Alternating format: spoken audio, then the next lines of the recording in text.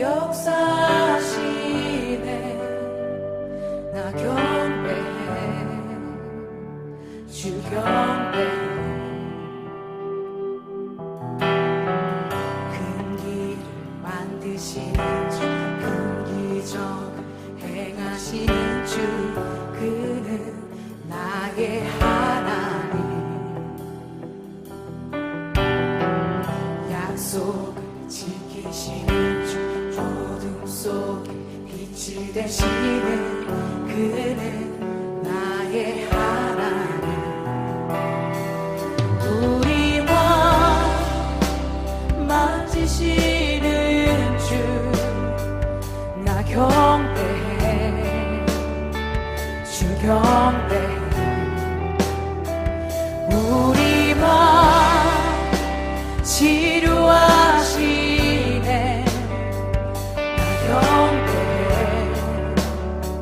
주 경배해. 우리 삶 변화시키는, 우리 삶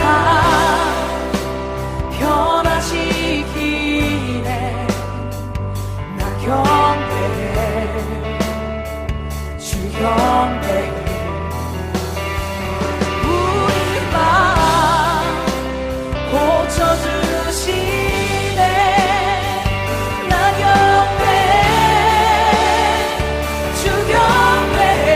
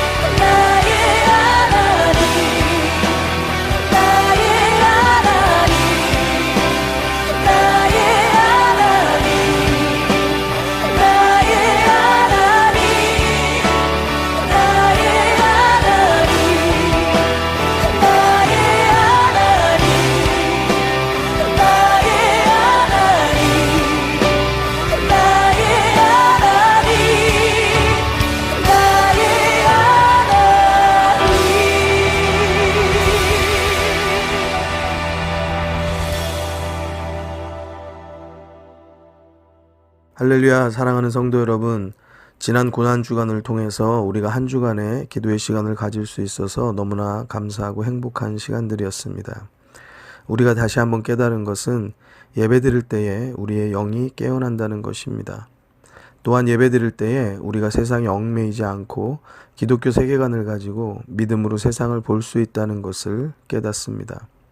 이제 한 주간의 기도회를 지나서 다시 잠언의 말씀이 시작되었습니다. 끝까지 귀를 기울이셔서 하나님의 지혜가 여러분의 삶을 인도하게 되시기를 주님의 이름으로 축원합니다. 누구나 시작은 같이 합니다. 그러나 끝까지 이를 이루는 사람은 많지가 않습니다.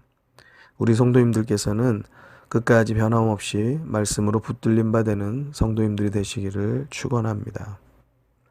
오늘부터 보실 말씀은 잠언 21장입니다. 1절의 말씀 함께 보시겠습니다. 왕의 마음이 여호와의 손에 있음이 마치 보의 물과 같아서 그가 임의로 인도하시느니라. 농사의 필수적인 요소는 시대를 막론하고 물입니다.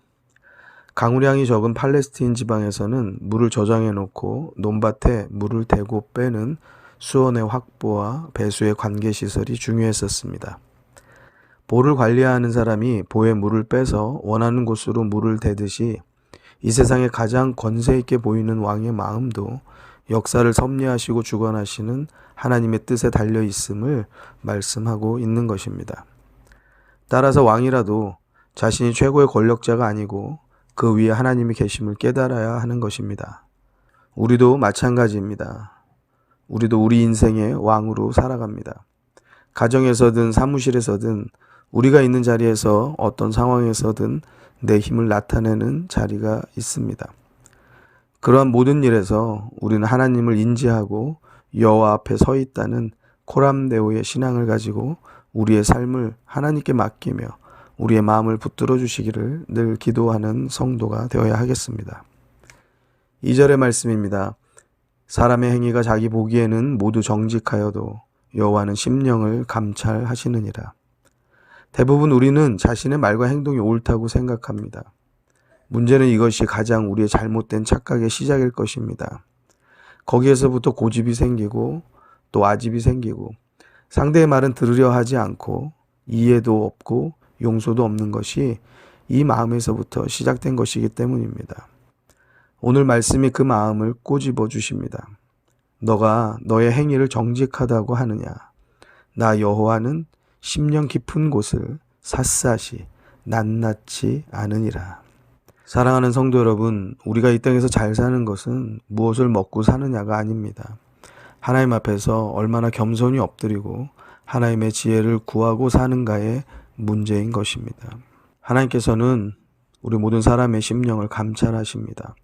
우리의 행위를 돌아보고 우리의 말을 돌아보아서 하나님이 보시기에 옳은 삶이 되어질 수 있도록 우리의 삶을 점검하고 말씀 가운데 거하는 믿음을 가져야겠습니다.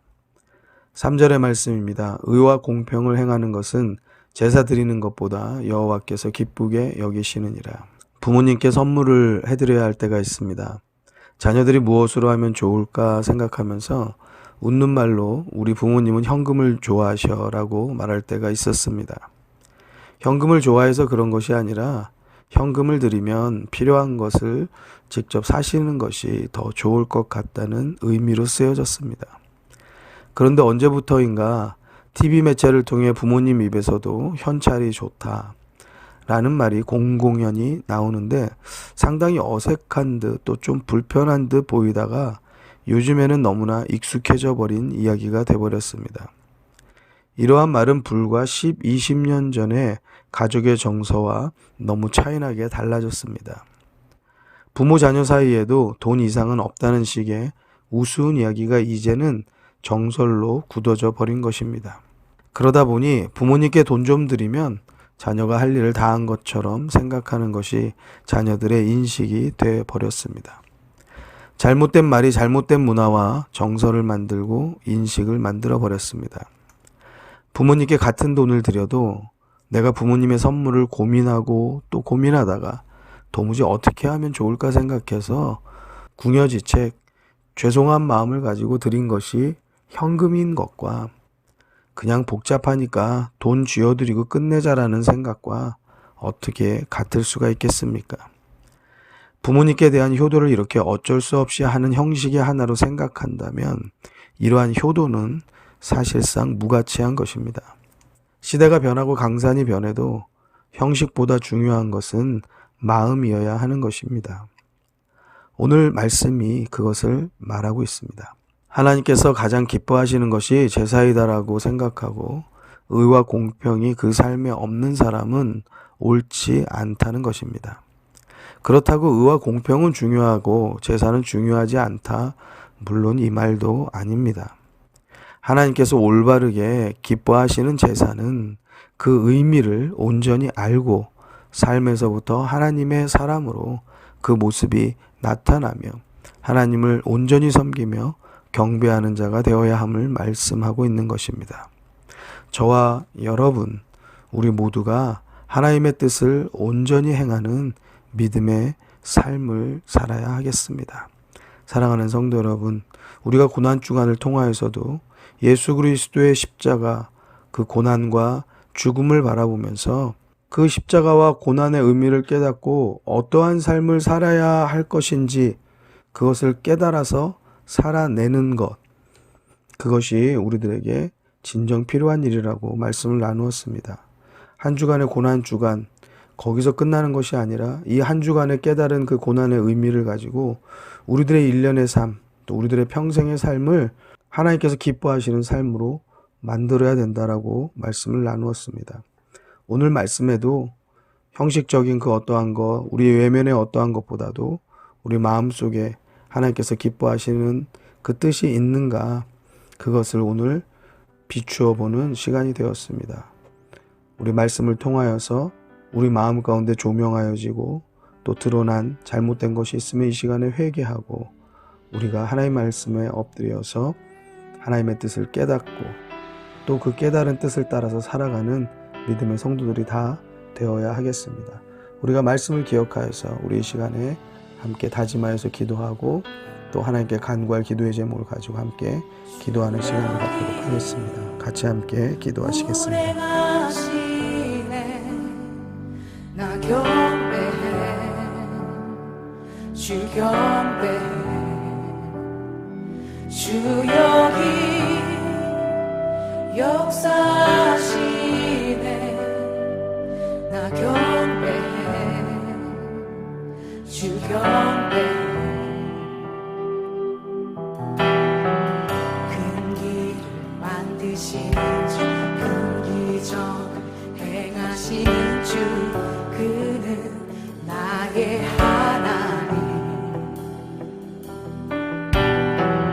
약속을 지키시는 주, 어둠 속에 빛이 되시는 그는 나의 하나님.